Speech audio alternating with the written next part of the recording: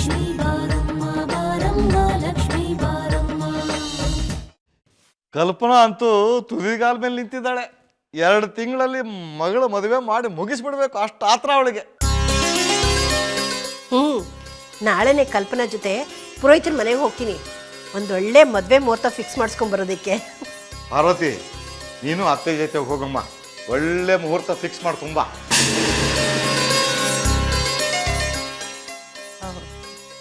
ಮಾವ ಅದು ಅತ್ತಿಗೆ, ನಾಳೆ ನಾನು ಅಪ್ಪನ್ನ ರುಟೀನ್ ಚೆಕಪ್ಗೋಸ್ಕರ ಹಾಸ್ಪಿಟಲ್ ಕರ್ಕೊಂಡು ಹೋಗ್ತಾ ಇದ್ದೀನಿ.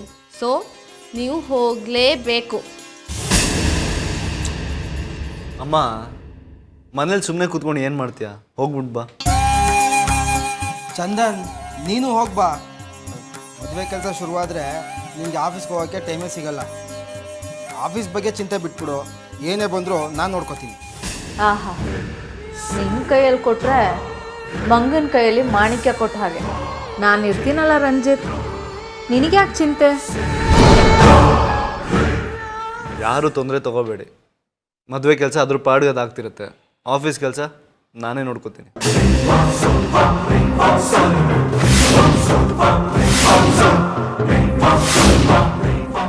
ಇದೇ ರೀತಿ ಎಲ್ಲರೂ ಕೆಲಸ ಹಂಚ್ಕೊಂಡು ಮಾಡಿದರೆ ಮದುವೆ ಹೂ ಎತ್ತಿದಾಗೆ ಮುಗಿದೋಗುತ್ತೆ. ಹಿರಿಯರು ಅಂತ ನೀವಿದ್ದೀರಲ್ಲ ಮಾವ, ಎಲ್ಲ ಚೆನ್ನಾಗೇ ನೆರವೇರುತ್ತೆ. ಎಲ್ಲ ಕಾರ್ಯಗಳು ಯಾವುದೇ ವಿಘ್ನ ಬರದಂತೆ ಮುಗಿದೋದ್ರೆ ಸಾಕು.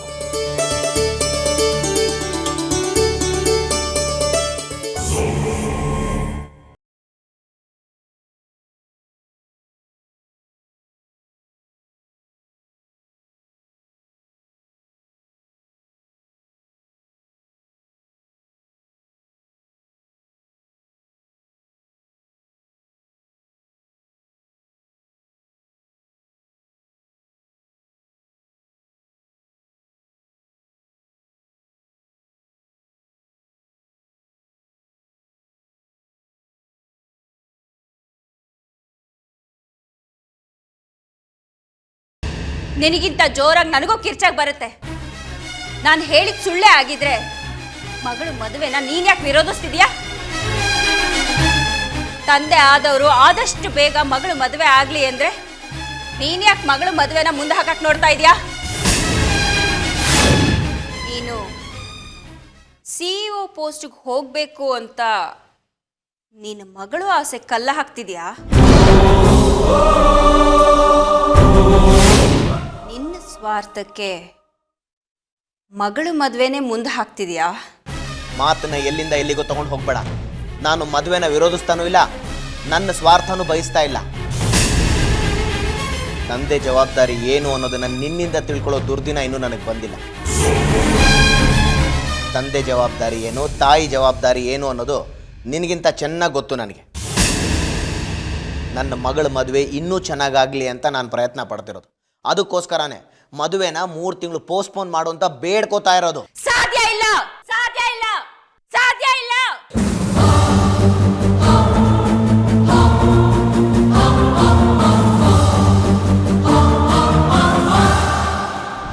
ಸಾಧ್ಯ ಇಲ್ಲ ಅಂತ ಹೇಳ್ತಾ ಇದ್ದೀನಿ ತಾನೆ. ನನ್ನ ಮಗಳ ಮದುವೆ ನಾನು ಹೇಳಿದ ದಿನಾನೇ ಆಗಬೇಕು, ನಾನು ಅನ್ಕೊಂಡ ಹಾಗೆ ಆಗಬೇಕು. ಕಲ್ಪನಾ ಕಲ್ಪನಾ ಕಲ್ಪನಾ, ದಯವಿಟ್ಟು ಅರ್ಥ ಮಾಡ್ಕೊ. ಎಣ್ಣೆ ಬಂದಾಗ ಕಣ್ಣು ಮುಚ್ಕೋಬಾರ್ದು. ನಾನು CEO ಪೋಸ್ಟ್ಗೆ ಹೋಗೋದು ಖಂಡಿತ. ಆಗ ಮದುವೆನ ಇನ್ನೂ ಗ್ರ್ಯಾಂಡಾಗಿ ಮಾಡ್ಬೋದು. ನೀನು ಅನ್ಕೊಂಡಿದ್ದಕ್ಕಿಂತ ಜೋರಾಗಿ ಮಾಡ್ಬೋದು ಕಲ್ಪನಾ. ಏನ್ ನಡೀತಿದೆ ಇಲ್ಲಿ? ಪಪ್ಪ, ಮಮ್ಮಿ ಜಗಳ ಆಡ್ತಿದ್ಯಾ?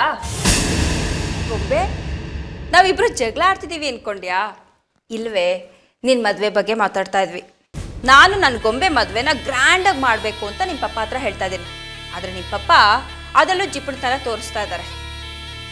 ಅದಕ್ಕೆ ನಾನು ಸ್ವಲ್ಪ ಜೋರಾಗಿ ಮಾತಾಡ್ತಾ ಹಠ ಮಾಡ್ತಿದ್ದೆ ಅಷ್ಟೇ ಅಲ್ವಾ ಕೈಲಾಶ್?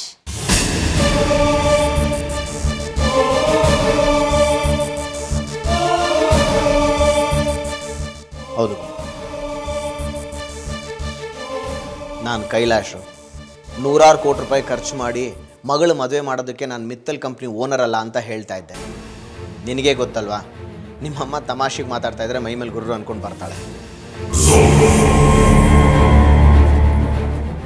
ಇರೋ ಒಬ್ಳು ಮಗಳು ಮದುವೆ ಧೂಮ್ ಧಾಮ್ ಅಂತ ಮಾಡೋದು ಬೇಡವಾ ಗೊಂಬೆ? ನೀನೇ ಹೇಳು, ನಿನಗೆ ಆಸೆ ಇಲ್ವಾ? ಹೋಗು ಮಮ್ಮಿ, ನಿನಗೆ ಹೇಗೆ ಅನ್ಸತ್ತೋ ಹಾಗೆ ಮಾಡು. ನಾಚಿಕೆ ನೋಡು ಕೈಲಾಶ್. ಬಾಚಿನು ನನ್ನ ಗೊಂಬೆ ಮದುವೆ ನಾನು ಅಂದ್ಕೊಂಡಿದ್ದೀನಾನೆ, ನಾನು ಹೇಳ್ದಾಗೆ ನಡಿಬೇಕು. ನಮ್ಮ ಮಗಳ ಮದುವೆ ನಿನ್ನ ಕಣ್ಣೆದುರುಗಡೆ ನಡಿಬೇಕು ಅಥವಾ ನೀನು ಇಲ್ಲದೆ ನಡಿಬೇಕೋ ನೀನೇ ನಿರ್ಧಾರ ಮಾಡು.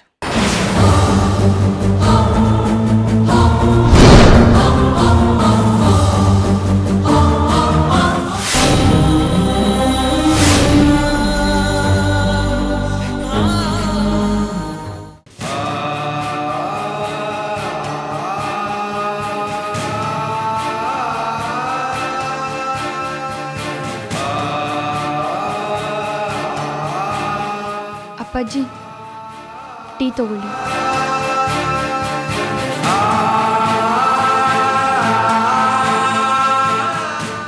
ನೀವು ಈ ಥರ ಏನೂ ತಿಂದೆ ಕುಡಿದೇ ಇದ್ರೆ ಹೆಂಗಿರ್ತೀರ ಹೇಳಿ ಅಪ್ಪಾಜಿ?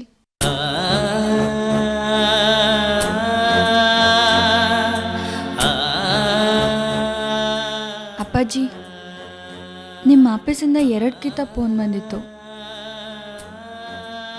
ನಿಮಗೂ ಫೋನ್ ಮಾಡಿದ್ರಂತೆ, ಆದರೆ ನಿಮ್ಗೆ ಹೋಗ್ತಿಲ್ಲ ಅಂತಂದರು. ಅದಕ್ಕೆ ನಿಮ್ಗೆ ಹುಷಾರಿಲ್ಲ ಅಂತ ಸುಳ್ಳು ಹೇಳಿಬಿಟ್ಟೆ. ನನ್ನ ಫೋನ್ ಸ್ವಿಚ್ ಆಫ್ ಮಾಡಿದ್ದೀನಿ ಚಿನ್ನ. ಯಾವುದ್ರಲ್ಲೂ ಮನಸ್ಸಾಗ್ತಿಲ್ಲ. ಒಂದು ಸ್ವಲ್ಪ ದೊಡ್ಡನೇ ಇರಬೇಕು ಅನ್ನಿಸ್ತಾ ಇದೆ. ನನ್ನ ಮೇಲೆ ಅಷ್ಟು ವಿಶ್ವಾಸ ಇಟ್ಟರು ನಮ್ಮ ಬಾಸ್ಗೆ ಹೇಗೆ ಮುಖ ತೋರಿಸಲಿ?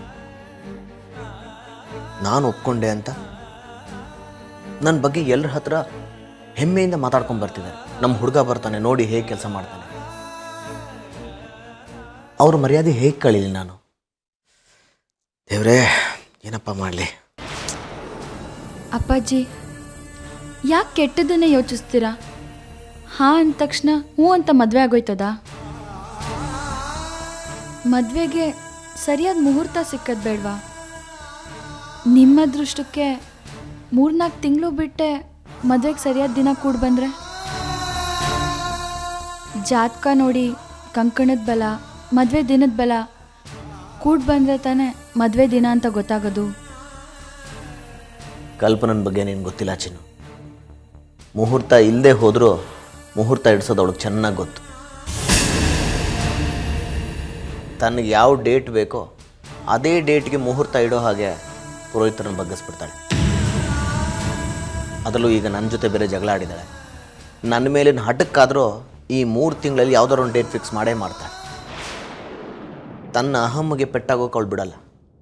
ತನ್ನ ಮೂಗಿನ ನೇರಕ್ಕೆ ಎಲ್ಲ ನಡೆಯೋ ಹಾಗೆ ಮಾಡ್ತಾಳೆ. ಅದರಿಂದ ಯಾರಿಗೆ ಏನೇ ಆದರೂ ಅವಳು ಕೇರ್ ಮಾಡಲ್ಲ. ಅವಳ ಅಹಂಕಾರ, ಅವಳ ಹಠನೇ ಗೆಲ್ಲಬೇಕು.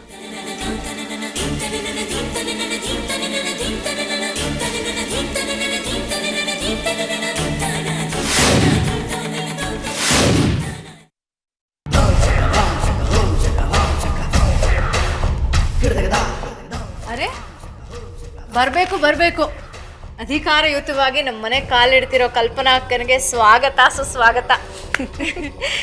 ಏನೇ ಕುಬದ, ನನ್ನ ಮನೆಗೆ ನಾನು ಬರೋದಕ್ಕೆ ಸ್ವಾಗತನಾ? ಮಾಡಲೇಬೇಕಲ್ವಾ ಅಕ್ಕ? ಚಿಕ್ಕವರಿದ್ದಾಗ ಇದು ನಮಗೆ ನಮ್ಮ ಮನೆ ಅನ್ನಿಸ್ತಾ ಇತ್ತು. ಆದರೆ ಈಗ ಇದು ನಿಜವಾಗ್ಲೂ ನಮಗೆ ನಮ್ಮ ಮನೆ ಅನ್ನಿಸ್ತಾ ಇದೆಯಾ? ನಿನ್ನ ಮಾತಲ್ಲಿ ಅರ್ಥ ಇದೆ ಕುಬದ, ನಿಜ ಕಣೆ. ನಾನೀಗ ಈ ಮನೆ ಮಗಳಾಗಿ ಬಂದಿಲ್ಲ, ಸಂಬಂಧ ಬೆಳೆಸೋ ಹೆಣ್ಣಿನ ತಾಯಿಯಾಗಿ ಬಂದಿದ್ದೀನಿ. ಏನು ಮನೇಲಿ ಯಾರು ಕಾಣಿಸ್ತಾ ಇಲ್ಲ? ಅಪ್ಪ, ಅಮ್ಮ, ಶ್ವೇತಾ ಎಲ್ಲ ಎಲ್ಲೂ ಹೋದ್ರು? ಅಪ್ಪನಿಗೆ ಸ್ವಲ್ಪ BP ಜಾಸ್ತಿ ಆಗಿತ್ತು, ಅದಕ್ಕೆ ಶ್ವೇತಾ ಹಾಸ್ಪಿಟ್ಲಿಗೆ ಕರ್ಕೊಂಡು ಹೋಗಿದ್ದಾಳೆ. ಇನ್ನು ಅಮ್ಮ ನಿನ್ನ ಜೊತೆ ಬರಬೇಕು ಅಂತ ರೆಡಿ ಆಗ್ತಿದ್ದಾರೆ. ಇನ್ನೇನು ಅಮ್ಮ ಬಂದ್ಬಿಡ್ತಾರೆ. ಅಮ್ಮ ಬರ್ತಾರೆ ಅಲ್ಲ, ಅಮ್ಮ ಬಂದೇ ಬಿಟ್ಲು. ಓ, ಅಮ್ಮ ಮಗಳು ಇಬ್ರು ಮದ್ವೆ ಡೇಟ್ ಫಿಕ್ಸ್ ಮಾಡೋದೇ ಹೊರಟೇ ಬಿಟ್ರಾ? ಕಂಗ್ರಾಟ್ಸ್ ಅಕ್ಕ. Thank you. ಶ್ರುತಿ ಮದ್ವೆ ಡೇಟ್ ಆದಷ್ಟು ಬೇಗ ಫಿಕ್ಸ್ ಆಗಿ ಅವಳು ನಮ್ಮನೆ ಸೊಸೆ ಆಗ್ಲಿ ಅಂತ ಹಾರೈಸ್ತೀನಿ. ಕುಮ್ದ ನನ್ಗೆ ಹೇಳಲ್ವೇನೆ, ಮೊಮ್ಮಗಳ ಮದ್ವೆ ಅಂದಮೇಲೆ ನನಗೆ ತಾನೇ ಡಬಲ್ ಖುಷಿ. ಆಯ್ತಮ್ಮ, ಕಂಗ್ರಾಟ್ಸ್. ಕುಮುದ, ಬರೀ ವಿಶ್ ಮಾಡಿ ಸುಮ್ಮನಾಗೋದಲ್ಲ, ನೀನು ಹೆಣ್ಣಿನ ತಾಯಿ ಅನ್ನೋದನ್ನ ಮರಿಬಾರ್ದು. ನನಗೆ ಮದುವೆಯಲ್ಲಿ ಎಷ್ಟು ಜವಾಬ್ದಾರಿ ಇರುತ್ತೋ ನಿನಗೂ ಅಷ್ಟೇ ಜವಾಬ್ದಾರಿ ಇರುತ್ತೆ. ಮದ್ವೆಗೆ ಮಾಡೋ ಅರೇಂಜ್ಮೆಂಟ್ಸ್ ಇಂದ ಹಿಡಿದು ಮದ್ವೆಗೆ ತರೋ ಜವಳಿ, ಪ್ರತಿ ಶಾಪಿಂಗ್ನಲ್ಲೂ ನೀನು ನನ್ನ ಜೊತೆ ಇರಬೇಕು, ನನಗೆ ಹೆಲ್ಪ್ ಮಾಡಬೇಕು. ಇದನ್ನ ನೀನು ನನಗೆ ಹೇಳ್ಬೇಕಾ ಅಕ್ಕ? ಇದು ನನ್ನ ಮಗಳು ಮದ್ವೆ ಕೂಡ ಅಲ್ವಾ, ನಾನು ನಿನ್ನ ಜೊತೆನೇ ಇರ್ತೀನಿ.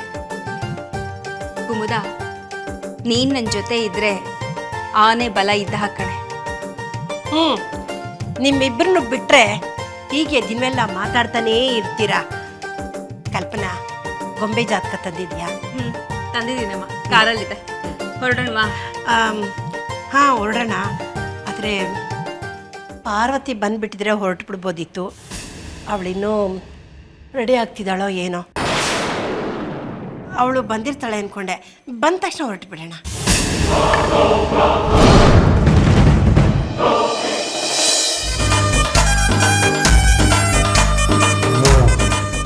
ಅಮ್ಮ, ನೀವಿನ್ನೂ ರೆಡಿ ಆಗಿಲ್ವಾ? ಏನು ತೋಚ್ತಾನೆ ಇಲ್ಲ ರಾಮು, ತಲೆ ಎಲ್ಲ ಖಾಲಿ ಖಾಲಿ, ಉದ್ರ ಗೊಂದಲ. ಕಲ್ಪನೆ ಅಂತೆ ಆಗಲೇ ಬಂದಾಯ್ತು. ಏನು ಕಲ್ಪನಾ ಬಂದ್ಬಿಟ್ಲಾ? ಮುಗೀತು ನನ್ನ ಕತೆ. ಇಲ್ಲೇ ಎಲ್ಲೋ ಇಟ್ಟಿದ್ದೆ, ಹಾಳಾದ್ದು ಸಿಗ್ತಿಲ್ಲ. ಥೂ. ಸರಿ, ನೀವು ಬರೋದಕ್ಕಿನ್ನ ಎಷ್ಟೊತ್ತಾಗುತ್ತೆ? ಇನ್ನೊಂದು 5 ನಿಮಿಷ ರಾಮು. 5 ನಿಮಿಷನಾ? ಮುಗೀತು ಕತೆ. ಅಮ್ಮ, ಪುರೋಹಿತ್ರ ಹತ್ರ ಹೋಗಿ ಮದುವೆ ದಿನನ ಗೊತ್ತು ಮಾಡ್ಕೊಳ್ಳೋದಕ್ಕೆ ಹೋಗ್ತಿರೋದು. ಇವತ್ತೇ ನಿಮ್ಮ ಮುದ್ದು ಮಗನ ಮದುವೆ ಅಲ್ಲ, ತಿಳ್ಕೊಳ್ಳಿ. ಗೊತ್ತು ಕಣೋ ನನಗೂ. ರಾಮು, ನಿನ್ನ ಹತ್ರ ಮಾತಾಡ್ತಾ ಇದ್ರೆ ಏನು ಮಾಡ್ತಾ ಇದ್ದೆ, ಏನು ಮಾಡಕ್ಕೆ ಹೊರಟಿದ್ದೆ ಎಲ್ಲ ಮರ್ತೋಗುತ್ತೆ. ಥೂ. ತಗೊಳಪ್ಪ, ಇದು ನನ್ನ ತಲೆಗೆ ಬಂದು ಸುತ್ಕೊಂತು. ಅಮ್ಮ, ಲೇಟ್ ಆಗ್ತಿರೋದು ನನ್ನಿಂದ ಅಲ್ಲ, ನಿಮ್ಮಿಂದ. ಸರಿ, ನೀನು ಇವಾಗ ಹೋಗು, ನಂಗೊಂದು 5 ನಿಮಿಷ ಟೈಮ್ ಕೊಡು. ರೆಡಿಯಾಗಿ ನಾನೇ ಕೇಳಕ್ಕೆ ಬರ್ತೀನಿ. ಹೋಗು. ಸರಿ, ಬೇಗ ಬನ್ನಿ.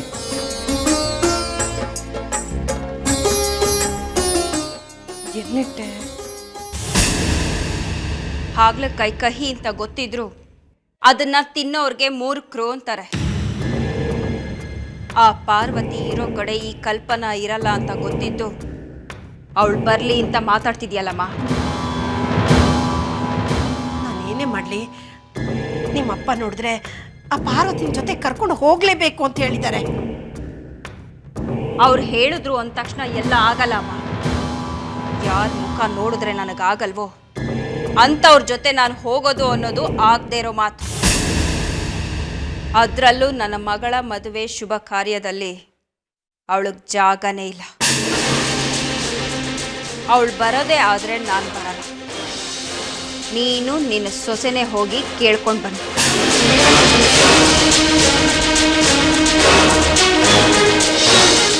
ನಾನು ಯಾವ ಕಡೆ ಅಂತ ಸಾಯ್ಲಿ, ನಿಮ್ಮಪ್ಪ ನೋಡಿದ್ರೆ ಅವಳನ್ನ ಕರ್ಕೊಂಡು ಹೋಗಲೇಬೇಕು ಅಂತ ಕಟ್ಟಿ ಮುರಿದಾಗಿ ಹೇಳಿದ್ದಾರೆ. ನೀನು ನೋಡಿದ್ರೆ ಅವಳು ಬಂದರೆ ನೀನು ಬರಲ್ಲ ಅಂತ ಹೇಳ್ತಿದ್ಯಾ. ಕಲ್ಪನಾ, ಮದುವೆ ಮಾತುಕತೆಗೆ ಅಂತ ನಿಮ್ಮ ಮನೆಗೆ ಬರೋಕ್ಕೆ ಮುಂಚೆನೇ ನಿಮ್ಮಪ್ಪನಿಗೂ ನನಗೂ ಬೇಕಾದಷ್ಟು ಜಗಳ ಆಗಿದೆ ಈ ಪಾರ್ವತಿ ವಿಷಯವಾಗಿ. ಪಾರ್ವತಿ ಬೇಡ ಅಂತ ನಾನು ಎಷ್ಟು ಹೇಳಿದ್ರು ಅವ್ರು ಕೇಳಲ್ಲ. ಅವಳು ಇಲ್ಲದೆ ಯಾವ ಕೆಲಸನೂ ಆಗಲ್ಲ ಅಂತ ಹೇಳ್ತಿದ್ದಾರೆ. ಹೌದು ಅಕ್ಕ, ಅಪ್ಪ ಅವಶ್ಯಕತೆಗಿಂತ ಹೆಚ್ಚಾಗಿ ಅತ್ತಿಗೆಗೆ ಸಿಕ್ಕಾಪಟ್ಟೆ ಇಂಪಾರ್ಟೆನ್ಸ್ ಕೊಡ್ತಾ ಇದ್ದಾರೆ. ಅವಳಿಲ್ಲದೆ ನೀವು ಯಾವ ನಿರ್ಧಾರನೂ ತಗೊಳ್ಳೋ ಹಾಗಿಲ್ಲ ಅಂತ ಹೇಳ್ತಾ ಇದ್ರು. ಮಾತುಕತೆಗೂ ಆ ಪಾರ್ವತಿ ಬೇಕಂತೆ, ಡೇಟ್ ಫಿಕ್ಸ್ ಮಾಡೋದಕ್ಕೂ ಆ ಪಾರ್ವತಿ ಬೇಕಂತೆ. ಇವತ್ತು ಕೂಡ ಹಾಗೆ ಮಾತಾಡ್ಬಿಟ್ಟು ಹೋದ್ರು.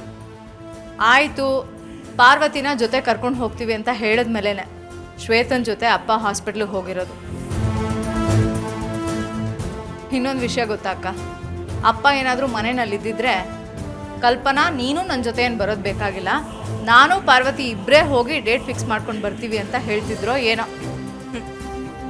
ಹಿತ್ಲು ಗಿಡ ಮದ್ದಲ್ಲ ಅಂತಾರೆ. ಅವ್ರಿಗೆ ತಾವು ಹೆತ್ತ ಮಕ್ಕಳಿಗಿಂತ ಬೀದಿಲಿ ಬಿದ್ದಿರೋಳ ಮೇಲೆ ನಂಬಿಕೆ ಜಾಸ್ತಿ ಅನ್ಸತ್ತೆ. ಮಕ್ಕಳ ಕನಸೆಲ್ಲ ಕಸ ಆದರೂ ಪರವಾಗಿಲ್ಲ, ಸೊಸೆ ಸಂಸಾರ ಮಾತ್ರ ಸುಖವಾಗಿರ್ಬೇಕು ಅಂತಾರೆ. ಛೇ, ಮದುವೆ ಅನ್ನೋ ಶುಭ ಕಾರ್ಯದಲ್ಲಿ ಆ ವಿಧವೆಗೇನು ಕೆಲಸ ಅಂತೆ? ಅವಳಿಗಾದ್ರೂ ಗೊತ್ತಾಗೋದು ಬೇಡವಾ ಅವಳ ಅನಿಷ್ಟ ಮುಖನ ಇಂಥ ಒಳ್ಳೆ ಕೆಲಸಕ್ಕೆಲ್ಲ ಹೊತ್ಕೊಂಡು ಬರಬಾರ್ದು ಅಂತ? ಅಮ್ಮ ನೀನೇ ಹೇಳು, ಮದುವೆ ಅನ್ನೋ ಮಂಗಳ ಕಾರ್ಯದಲ್ಲಿ ಆ ಅಮ್ಮಂಗ್ಳಿಗೆ ಸ್ಥಾನ ಇರಬೇಕಾ? ಆ ಪರಿಜ್ಞಾನ ಅವಳಿಗಿರ್ಬೇಕು. ಒಳ್ಳೆ ಮದುವೆ ಹೆಣ್ಣಿನ ಥರ ಅಲಂಕಾರ ಮಾಡ್ಕೊಂಡು ಕೂತ್ಕೊಂಡಿದ್ದಾಳೆ. ಇನ್ನು ಅವಳ ಅನಿಷ್ಟದ ಅದೃಷ್ಟನೇ ನಮ್ಮ ಗೊಂಬೆಗೆ ತಾಗ್ಬಿಟ್ರೆ? ಅಮ್ಮ ನೀನು ನಿನ್ನ ಸೊಸೆನೇ ಹೋಗಿ ಬನ್ನಿ, ಮನೆಗೆ ಹೋಗ್ತೇನೆ. ಕಲ್ಪನೆ ಹೋಗ್ಬೇಡ ಇರ್ರೆ. ಅಕ್ಕ, ನೀನು ಈ ರೀತಿ ಆ ಪಾರ್ವತಿಗೆ ಬೆನ್ನು ತಿರುಗಿಸ್ಕೊಂಡು ಹೋಗೋದು ಒಂದೇ, ಅವಳು ಮುಂದೆ ಮಂಡಿ ಊರಿ ಕೂತ್ಕೊಳ್ಳೋದು ಒಂದೇ. ನೀವಿಬ್ರು ಏನು ಯೋಚನೆ ಮಾಡಬೇಡಿ, ಆರಾಮಾಗಿ ಹೋಗಿ ಡೇಟ್ ಫಿಕ್ಸ್ ಮಾಡ್ಕೊಂಡು ಬನ್ನಿ. ಮುಂದಿನ ದಿನ ನಾನು ನೋಡ್ಕೊಳ್ತೀನಿ.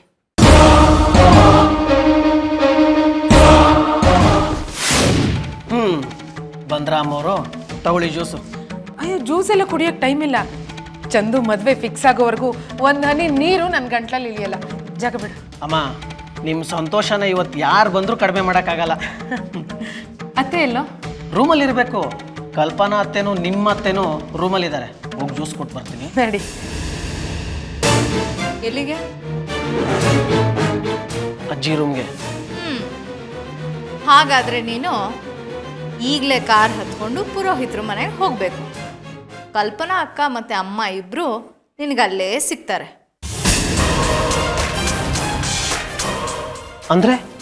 ಅಂದರೆ ಚಂದು ಮದುವೆ ಡೇಟ್ ಫಿಕ್ಸ್ ಮಾಡೋದಕ್ಕೆ ಇಬ್ಬರು ಪುರೋಹಿತರ ಮನೆಗೆ ಹೋಗಿದ್ದಾರೆ.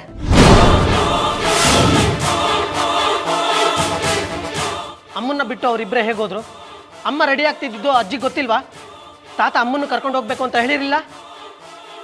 ಕಿರ್ಚ್ಬೇಡ. ನಿಮ್ಮಮ್ಮವರು ರೆಡಿ ಆಗಿದ ಮಾತ್ರಕ್ಕೆ, ಅವ್ರು ಹೇಳಿದ ಮಾತ್ರಕ್ಕೆ ಇವ್ರನ್ನ ಕರ್ಕೊಂಡು ಹೋಗಲೇಬೇಕು ಅಂತ ಏನಿಲ್ವಲ್ಲ. ಮಗನ ಮದುವೆ ಡೇಟ್ ಫಿಕ್ಸ್ ಮಾಡೋಕೆ ಹೋಗೋರಿಗೆ ಟೈಮ್ ಸೆನ್ಸ್ ಇರಬೇಕು. ಇವರೇ ಒಳ್ಳೆ ಮದುವೆ ಹೆಣ್ಣಿನ ಥರ ಅಲಂಕಾರ ಮಾಡ್ಕೊಂಡು ಕೂತ್ಕೊಂಡಿದ್ರೆ ಶುಭಗಳಿಗೆ ನಮಗೋಸ್ಕರ ಕಾಯೋದಿಲ್ಲ. ಇಂಥ ಶುಭ ಕಾರ್ಯಕ್ಕೆ ಹೋಗಬೇಕಾದ್ರೆ ಮನೆಯಿಂದ ಹೊರಗಡೆ ಕಾಲಿಡೋದಕ್ಕೂ ಒಳ್ಳೆ ಟೈಮ್ ನೋಡ್ತಾರೆ. ನಿಮ್ಮ ಅಮ್ಮವರು ಬರಲಿ ಅಂತ ಕಾಯ್ತಾ ಕೂತ್ಕೊಂಡಿದ್ದಿದ್ರೆ ಇರೋ ಗಳಿಗೆ ಹೋಗಿ ಇನ್ಯಾವುದೋ ಗಳಿಗೆ ಬಂದ್ಬಿಡ್ತಾ ಇತ್ತು. ಈ ಶುಭಗಳಿಗೆ ಅಶುಭಗಳಿಗೆ ಬಗ್ಗೆ ನಮ್ಮನೆ ಕಾಲಿಟ್ಟವ್ರಿಗೆ ತುಂಬ ಚೆನ್ನಾಗಿ ಗೊತ್ತಿರಬೇಕು.